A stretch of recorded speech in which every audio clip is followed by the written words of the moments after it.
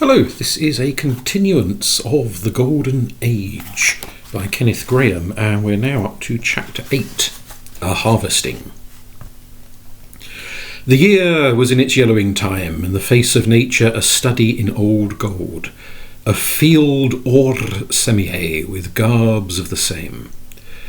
It may be false heraldry, nature's generally is, but it correctly blazons the display that Edward and I considered from the rickyard gate. Harold was not on in this scene, being stretched upon the couch of pain, the special disorder stomachic as usual. The evening before, Edward, in a fit of unwanted amiability, had deigned to carve me out a turnip lantern, an art and craft he was peculiarly deft in, and Harold, as the interior of the turnip flew out in scented fragments under the hollowing knife, had eaten largely thereof, regarding all such jetsam as his special perquisite. Now he was dreeing his weird with such assistance as the chemist could afford. But Edward and I, knowing that this particular field was to be carried today, were revelling in the privilege of riding in the empty waggons from the rickyard back to the sheaves, whence we returned toilfully on foot, to career it again over the billowy acres in these great galleys of a stubble sea.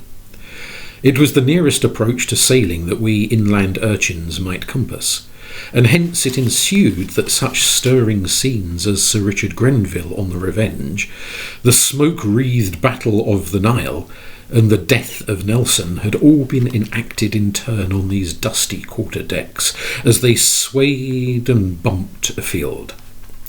Another waggon had shot its load and was jolting out through the rickyard gate as we swung ourselves in, shouting over its tail. Edward was the first up, and as I gained my feet, he clutched me in a death grapple.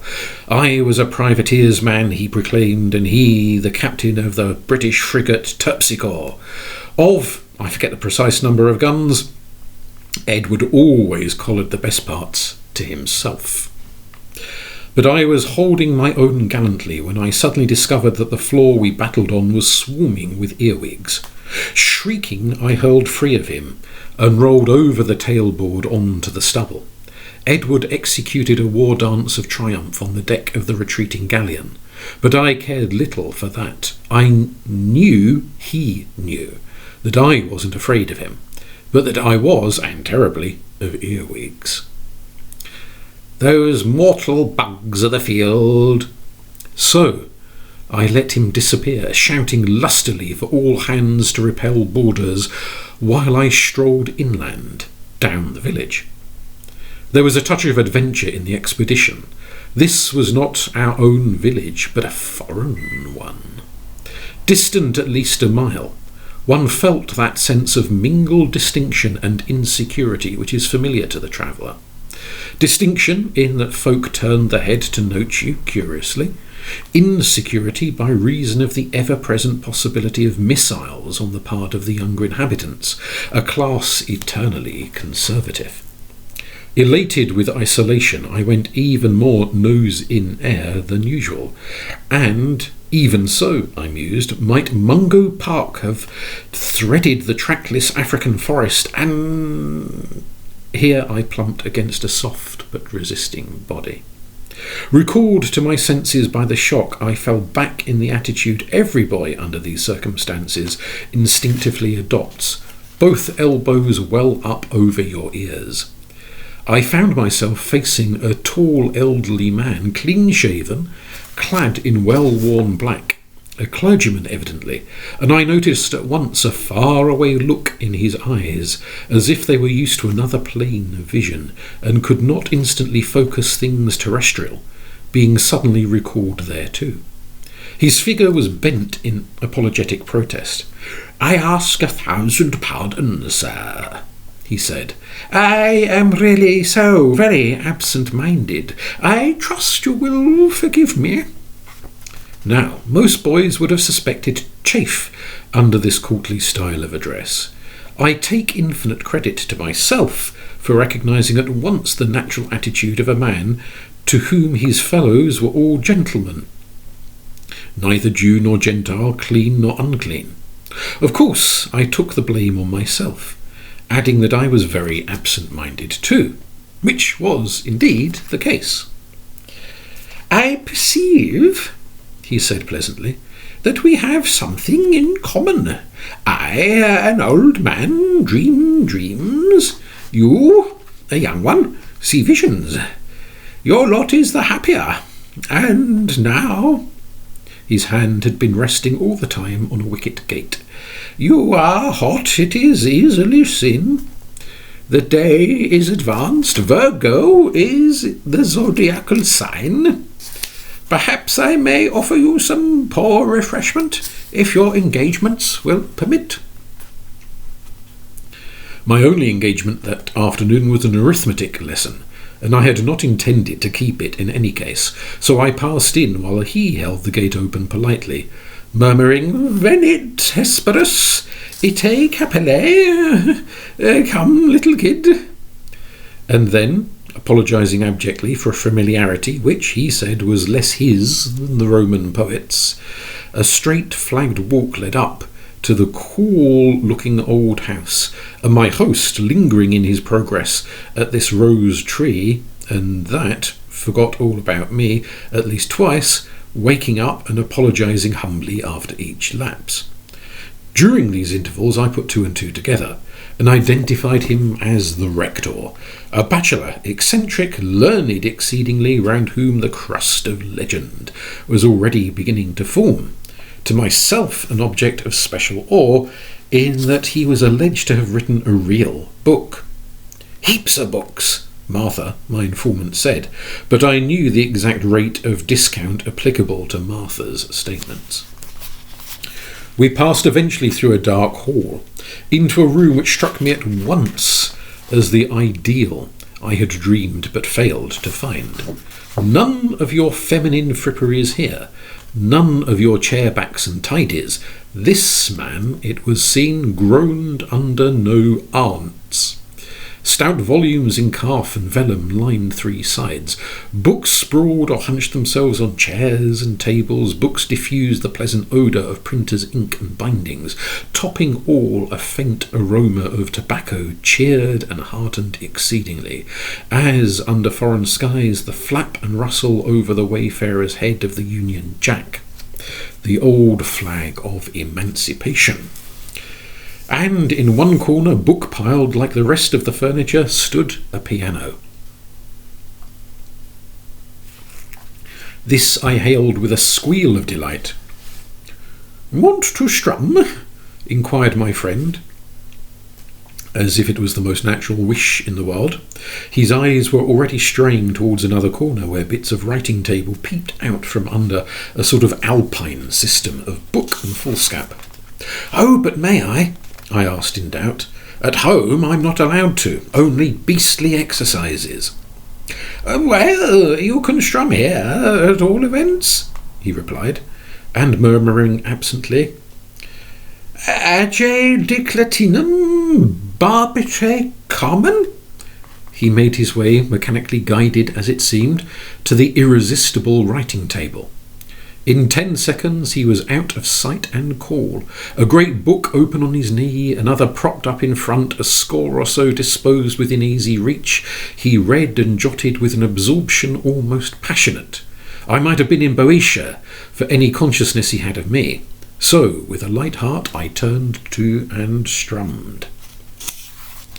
Those who painfully and with bleeding feet have scaled the crags of mastery over musical instruments have yet their loss in this, that the wild joy of strumming has become a vanished sense. Their happiness comes from the concord and the relative value of the notes they handle. The pure absolute quality and nature of each note in itself are only appreciated by the strummer. For some notes have all the sea in them, and some cathedral bells, and others are woodland joyance, and a smell of greenery. In some fauns dance to the merry reed, and even the grave centaurs peep out from their caves. Some bring moonlight, and some deep crimson of a rose's heart. Some are blue, some red, while others will tell of an army with silken standards and march music.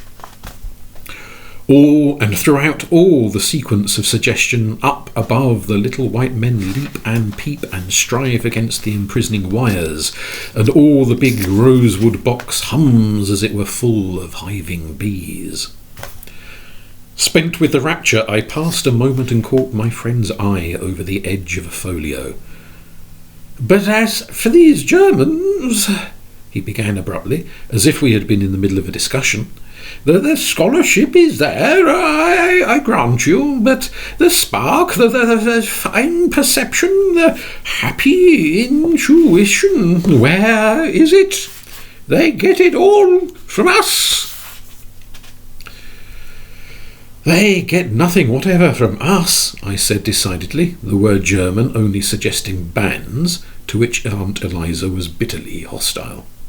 You think not?" he rejoined doubtfully, getting up and walking about the room. "Well, I applaud such fairness and temperance in so young a critic. They are qualities in youth as rare as they are pleasing.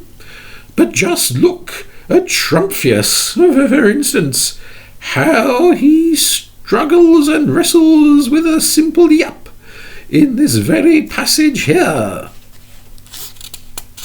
I peeped fearfully through the open door, half dreading to see some sinuous and snark-like conflict in progress on the mat, but all was still. I saw no trouble at all in the passage, and I said so. "Oh, precisely," he cried, delighted. "To you, who possess the natural scholar's faculty in so happy a degree, there is no difficulty at all. But to this Schrumpfius—" But here, luckily for me, in came the housekeeper, a clean-looking woman of staid aspect. "Your tea is in the garden," she said severely, as if she were correcting a faulty emendation. "I've put some cakes and things for the little gentleman, and you'd better drink it before it gets cold." He waved her off and continued his stride, brandishing an aortist over my devoted head. The housekeeper waited unmoved till there fell a moment's break in the descant, and then, "You'd better drink it before it gets cold," she observed again, impassively.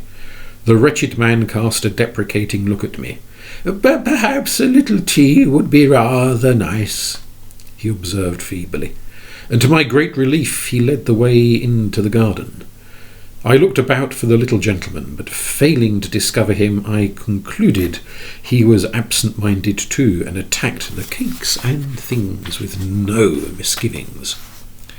After a most successful and most learned tea, something happened which, small as I was, never quite shook itself out of my memory. To us, at parley in an arbour over the high road, there entered, slouching into view, a dingy tramp, satellited by a frowsy woman and a pariah dog, and catching sight of us, he set up his professional whine. And I looked at my friend with the heartiest compassion, for I knew well from Martha, it was common talk, that at this time of day he was certainly and surely penniless. Morn by morn he started forth with pockets lined, and each returning evening found him with never a sou. All this he proceeded to explain at length to the tramp courteously and even shamefacedly, as one who was in the wrong, and at last the gentleman on the road, realizing the hopelessness of his case, set to and cursed him with gusto, vocabulary, and abandonment. He reviled his eyes, his features, his limbs, his profession, his relatives, and surroundings, and then slouched off, still oozing malice and filth. We watched the party to a turn in the road, where the woman, plainly weary, came to a stop. Her lord, after some conventional expletives demanded of him by his position, relieved her of her bundle, and caused her to hang on to his arm with a certain rough kindness of tone, and in action even a dim approach to tenderness, and the dingy dog crept up for one lick at her hand. "See," said my friend, bearing somewhat on my shoulder, "how this strange thing, this love of ours, lives and shines out in the unlikeliest of places. You have been in the fields in early morning? Barren acres all, but only stoop, catch the light thwartwise, and all is a silver network of gossamer. So the fairy filaments of this strange thing underrun and link together the whole world. Yet it is not in the old imperious god of the fatal blow, not that, nor even the placid respectable ones, but something still unnamed, perhaps more mysterious, more divine. Only one must stoop to see it, old fellow, one must stoop. The dew was falling, the dusk closing, as I trotted briskly homewards down the road.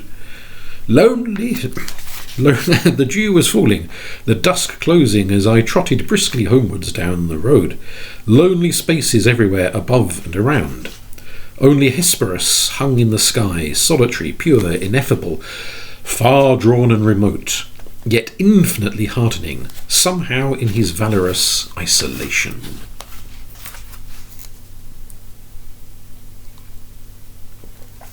Chapter 9. Snowbound. 12th night had come and gone, and life next morning seemed a trifle flat and purposeless. But yester eve and the mummers were here.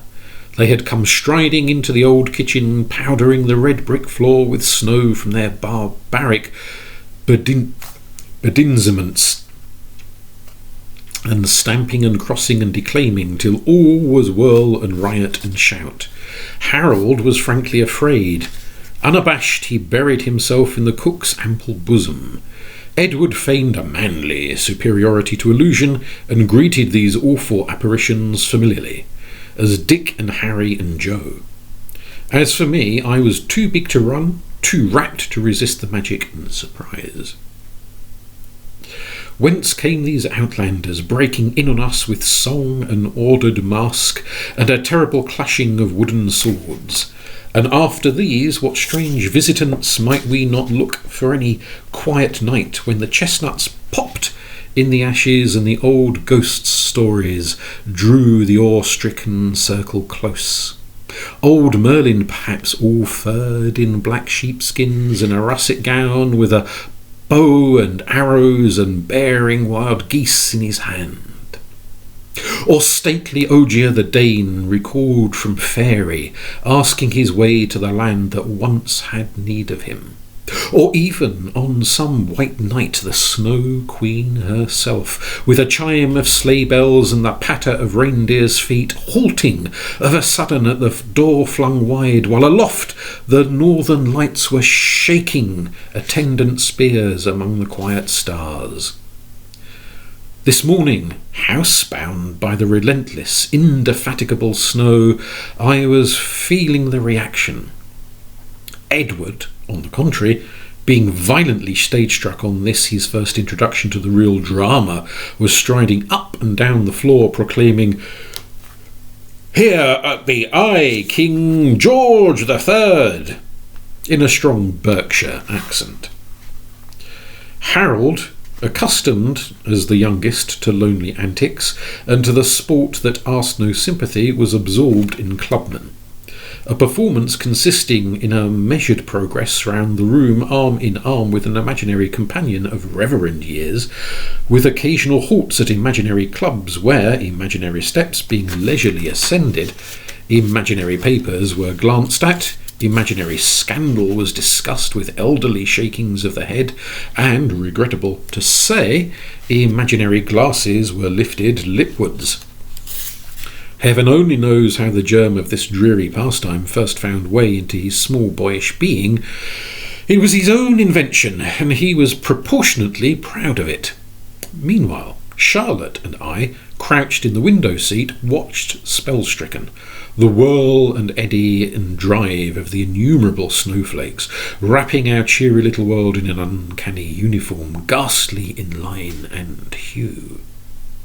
Charlotte was sadly out of spirits, having encountered Miss Smedley at breakfast, during some argument or other, by an apt quotation from her favourite classic, the fairy book. She had been gently but firmly informed that no such thing as fairies ever really existed. "Do you mean to say it's all lies?" asked Charlotte bluntly. Miss Smedley deprecated the use of any such unladylike words in any connection at all. "These stories had their origin, my dear," she explained, "in a mistaken anthropomorphism in the interpretation of nature. But there we are now too well informed to fall into similar errors. There are still many beautiful lessons to be learned from these myths." "How can you learn anything," persisted Charlotte, "from what doesn't exist?" And she left the table defiant, howbeit depressed. "Don't you mind her," I said consolingly. "How can she know anything about it? Why, she can't even throw a stone properly." "Edward says they're all what too," replied Charlotte doubtfully. "Edward says everything's rot," I explained. "Now he thinks he's going into the army. If a thing's in a book, it must be true, so that settles it." Charlotte looked almost reassured. The room was quieter now, for Edward had got the dragon down and was boring holes in him with a purring sound. Harold was ascending the steps of the Athenaeum with a jaunty air, suggestive rather of the junior Carlton. Outside, the tall elm tops were hardly to be seen through the feathery storm. "The skies are falling," quoted Charlotte softly. "I must go and tell the king." The quotation suggested a fairy story, and I offered to read to her, reaching out for the book. But the wee folk were under a cloud.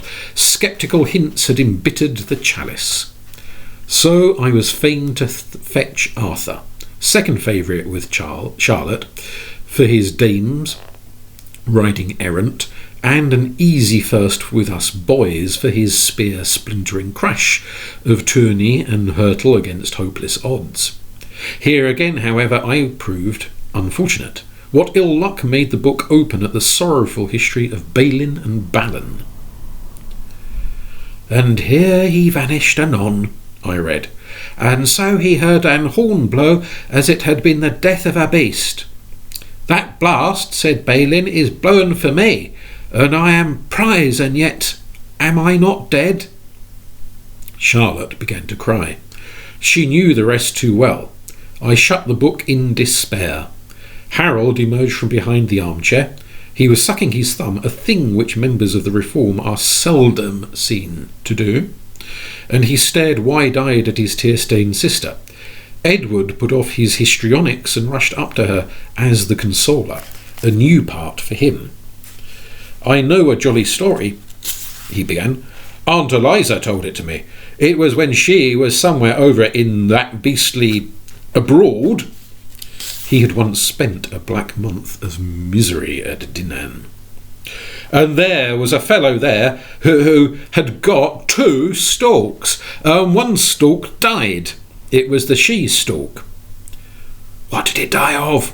put in Harold. "And the other stork was quite sorry and moped and went on and got very miserable, so they looked about and found a duck and introduced it to the stork. The duck was a drake, but the stork didn't mind, and they loved each other, and they were as jolly as could be.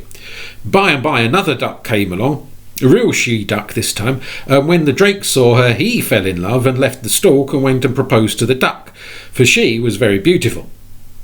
But the poor stork who was left, he said nothing at all to anybody, but just pined and pined and pined away till one morning he was found quite dead. But the ducks lived happily ever afterwards." This was Edward's idea of a jolly story. Down again went the corners of poor Charlotte's mouth. Really, Edward's stupid inability to see the real point in anything was too annoying. It was always so, years before it being necessary to prepare his useful mind for a domestic event that might lead to awkward questionings at a time when there was little leisure to invent appropriate answers. It was delicately inquired of him whether he would like to have a little brother or perhaps a little sister. He considered the matter carefully in all its bearings and finally declared for a Newfoundland pup. Any boy more gleg at the uptack would have met his parents halfway and eased their burden. As it was, the matter had to be approached all over again from a fresh standpoint. And now, while Charlotte turned away sniffingly with a hiccup that told of an overwrought soul, Edward, unconscious, like Sir Isaac's diamond, of the mischief he had done, wheeled round on Harold with a shout. "I want a live dragon," he announced. "You've got to be my dragon." "Leave me alone. Let me go, will you?" squealed Harold, struggling stoutly. "I'm playing at something else. How can I be a dragon and belong to all the clubs?" "But wouldn't you like to be a really nice, scaly dragon, all green?" said Edward, trying persuasion, "with a curly tail and red eyes, and breathing real smoke and fire." Harold wavered an instant. Pall Mall was still strong in him. The next he was grovelling on the floor. No saurian ever swung a tail so scaly and so curly as his. Clubland was 1,000 years away. With horrific pants he emitted smokiest smoke and fiercest fire.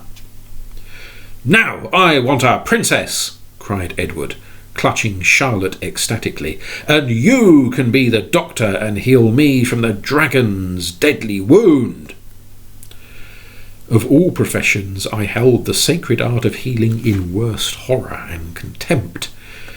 Cataclysmal memories of purge and draught crowded thick on me, and with Charlotte, who courted no barren honours, I made a break for the door. Edward did likewise, and the hostile forces clashed together on the mat, and for a brief space things were mixed and chaotic and Arthurian. The silvery sound of the luncheon bell restored an instant peace, even in the teeth of clenched antagonisms like ours. The Holy Grail itself, sliding athwart a sunbeam, never so effectually stilled a riot of warring passions into sweet and quiet accord. End of the 9th chapter.